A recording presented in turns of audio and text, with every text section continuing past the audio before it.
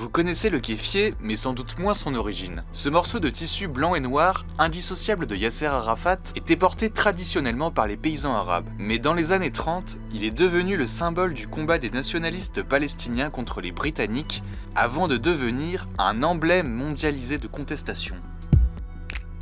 L'origine lointaine du kéfier fait encore l'objet de spéculations. Son nom viendrait de la ville de Koufa, en Irak. Mais certains ont prétendu que Koufia serait la transposition vers l'arabe de coiffe en français, Koufa en italien ou Kofia en espagnol. Ce qui est sûr, c'est que ce morceau de tissu à motifs, souvent en coton, est porté au Proche-Orient par les paysans arabes et par les bédouins depuis des siècles. Il n'a donc à l'origine pas de signification politique ou identitaire. Mais c'est en 1936 que tout bascule.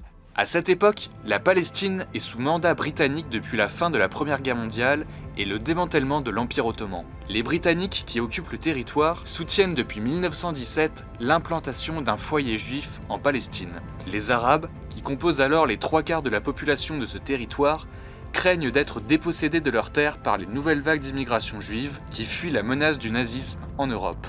Après des révoltes sporadiques depuis les années 1920, la tension se cristallise au printemps 1936, avec une grève générale. Les nationalistes palestiniens s'en prennent aux Juifs, aux Britanniques et sont réprimés dans le sang. La situation dégénère en insurrection. Des milliers de Palestiniens sont arrêtés et emprisonnés. À cette époque, les élites palestiniennes portent le tarbouch.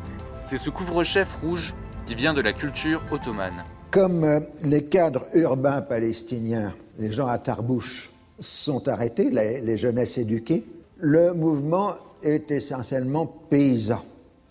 Et pour des raisons à la fois militaires et symboliques, les combattants de la révolte palestinienne vont porter le kéfier. Le kéfier sur la tête, c'est un basculement dans la lutte des Palestiniens et un nouveau symbole fort. C'est un vêtement paysan, donc lié à la terre, comme une manière de remettre la question de la terre et du foncier au cœur des enjeux. Les combattants palestiniens incitent la population à porter le kéfier et vont jusqu'à interdire le tarbouch dans les villes arabes. Mais le kéfier a aussi un autre avantage. Il sert à se dissimuler. Si eux portent le kéfier et que les éduqués portent le tarbouch, ils vont être identifiés par les Britanniques. Donc si tout le monde porte le kéfier, ils ne seront pas reconnaissables au premier regard. La révolte est finalement écrasée en 1939.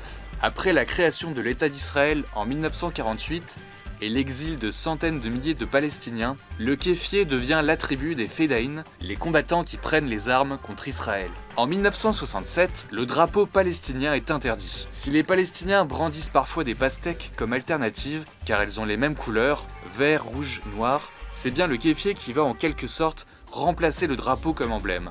2 Palestiniens vont lui donner une dimension internationale. Yasser Arafat, leader politique qui va prendre la tête de l'Organisation de libération de la Palestine à la fin des années 1960, et Leila Khaled, militante qui est la première femme à détourner un avion de ligne en 1969 sans faire de victimes. Certains hommes d'État portent le kéfier par sympathie envers la cause palestinienne. Nelson Mandela en Afrique du Sud et Hugo Chavez au Venezuela. Il est aussi populaire en Occident, aussi bien dans les mouvements contestataires que dans les groupes libertaires et anarchistes.